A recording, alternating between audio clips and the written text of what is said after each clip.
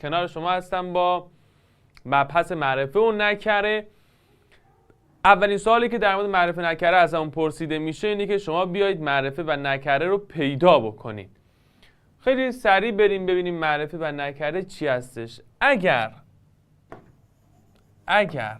یک اسمی ال داشته باشه بهش میگیم معرفه. پس یک اسمی که ال داره، دو یک اسم خاص باشه که این اسم خاص میتونه اسم هر چیزی باشه، مثلا اسم خیابون باشه، میتونه اسم آدم باشه، میتونه اسم کوه باشه، میتونه اسم کشور باشه و هر چیز دیگه ای. مثلا خود کلمه خیابون که یه اسم خاص نیست، اما مثلا کلمه خیابون انقلاب، بله انقلابش یه اسم خاصه، اسم اون خیابون است. مثلا کلمه حسن، حسین، زهرا، اینا کلماتی هستن که اسم خاصن. خود کلمه کوه اسم خاصی نیست، ولی اگه بگم کوه اورست، قسمت اورستش میشه یک اسم خاص. کلماتی که ال میگیرن هم که مشخصه. حالا نکره چی میشه؟ هر اسمی که معرفه نیستش.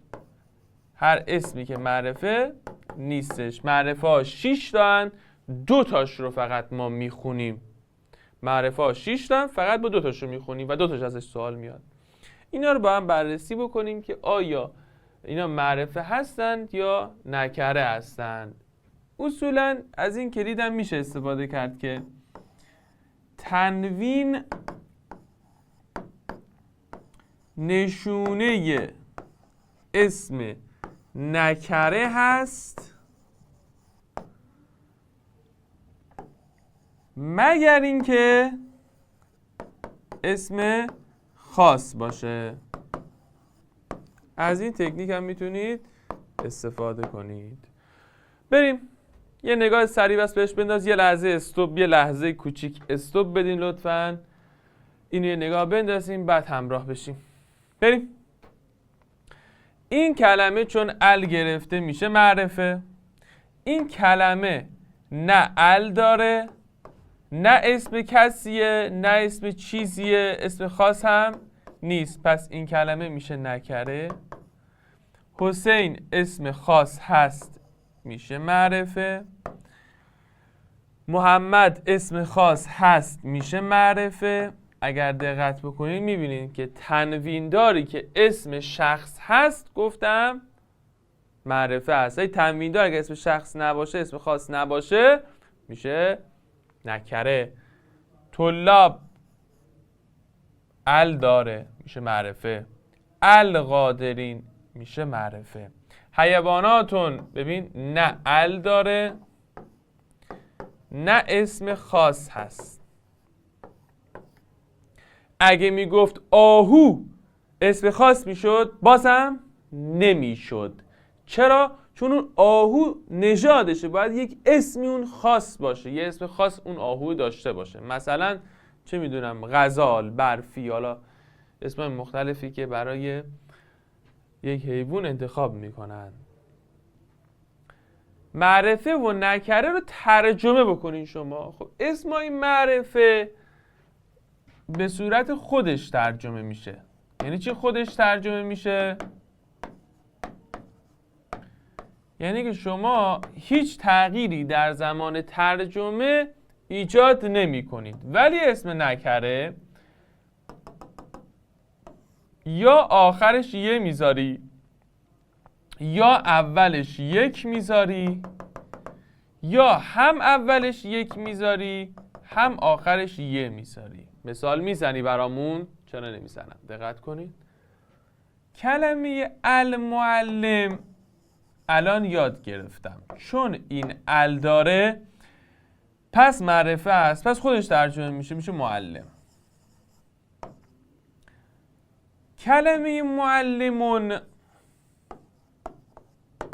الان نکره است. چرا نکره است؟ چون نه ال داره نه اسم خاصی هستش. چه شکلی معنی میشه؟ یا میگم یک معلم، یا میگم معلمی، یا میگم یک معلمی و هر ستای اینها درست هستش. بریم این کلمه ها رو معنی بکنیم.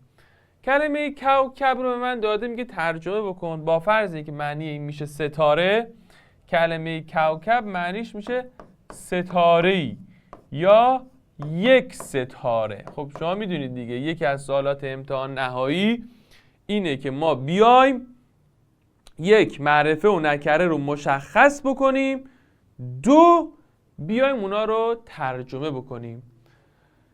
کلمه مدرس، چرا جاء رو در موردش حرف نمیزنی؟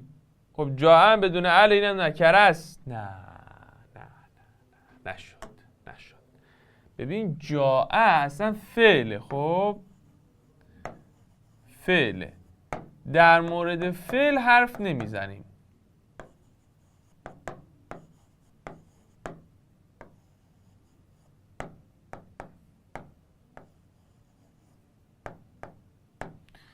در موردش حرف نمیزنیم.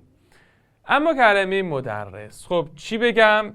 بگم مدرسی، یا بگم یک مدرس، یا بگم یک مدرسی. وجدت قلمن، یا بگم قلمی، یا بگم یک قلم، یا بگم یک قلمی. اینجا کلمه قلم چی معنی میشه؟ خود قلم معنی میشه. اما چه شکلی گفتم معرفه و نکره اصولا ترجمهش جوری نیست که شما بخواید خیلی روش مانور بدین. اذیت کننده نیست، چیزی خیلی ساده ای هستش.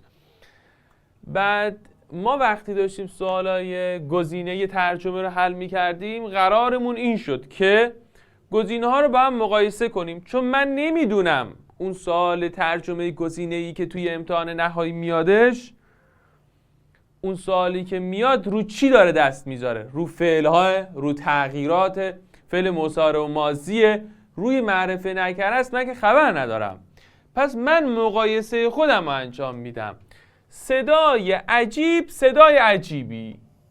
صدای عجیب، صدای عجیبی. الان یه چیزی رو فهمیدم، اینی که یه داره نکره هست،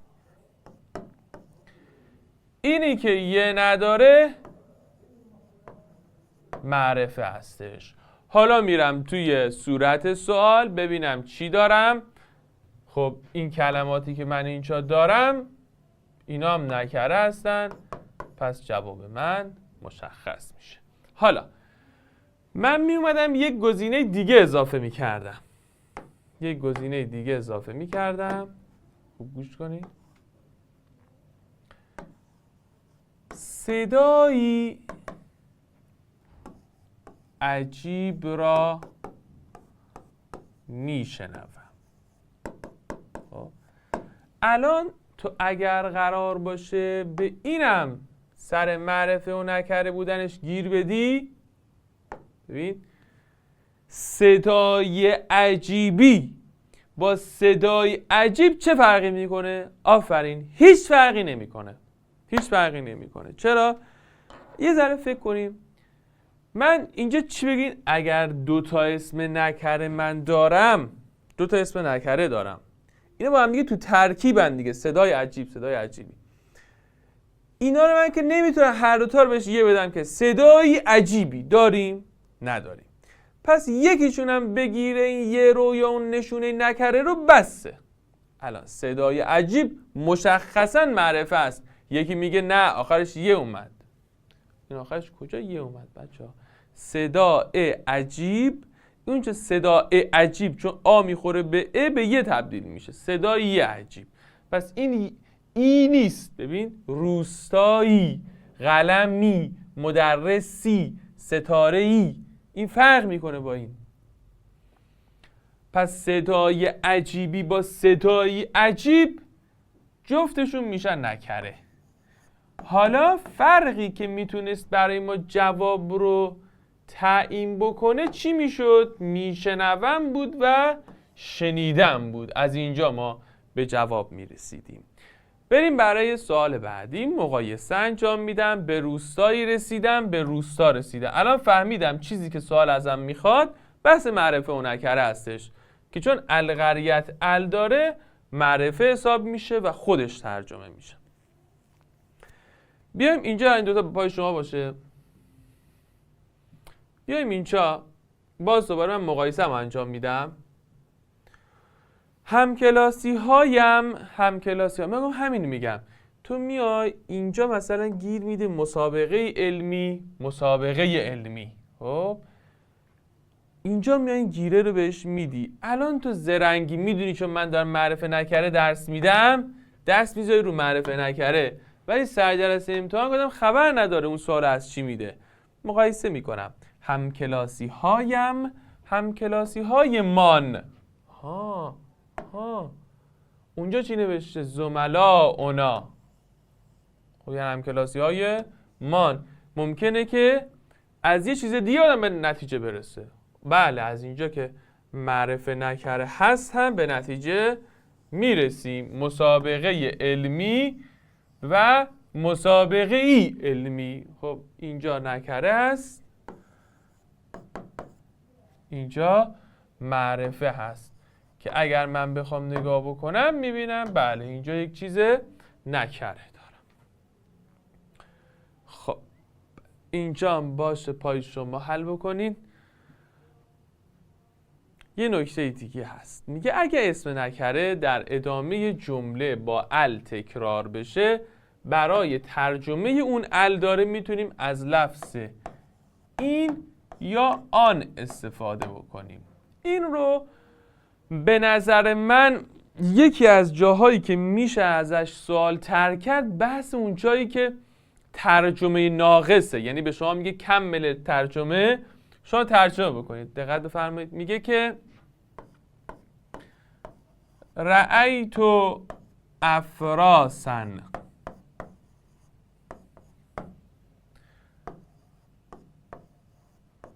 کانت الافراس جنبن. میگه ترجمهش رو کامل کنید. شما ترجمه ناقص رو کامل کنید.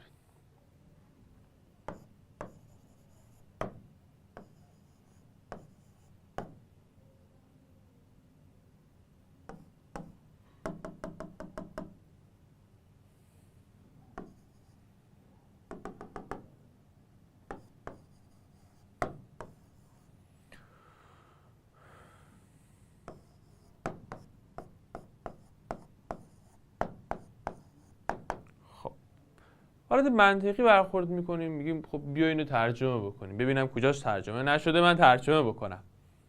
خب میگم افراسن، میگم اسبهای رأیتم یعنی دیدم. حالا من اینجا دیدم و میذارم، بعد نگاه میکنم افراس که اینجا ترجمه شد، کانت که ترجمه شد، جنبه نهرم که ترجمه شد، پس من چی رو ترجمه نکردم؟ حالا میای پیش خودت فکر میکنی این افراسنه، بعدن چی شده؟ الافراس شده. افراسن نکره معنی شد اسبهایی، الافراسن معرفه ترجمه شد اسبها. هیچ مشکلی نداریم ما، فقط اینکه چون این بعدن ال گرفت میشه اینجا این اسبها یا آن اسبها رو اضافه کرد. به این صورت میشه اضافه کرد، یعنی این جای خالی که من نمیدونم از کجا باید بیارمش از اینجا بودش. یکی دیگه مثال حل کنیم. میگم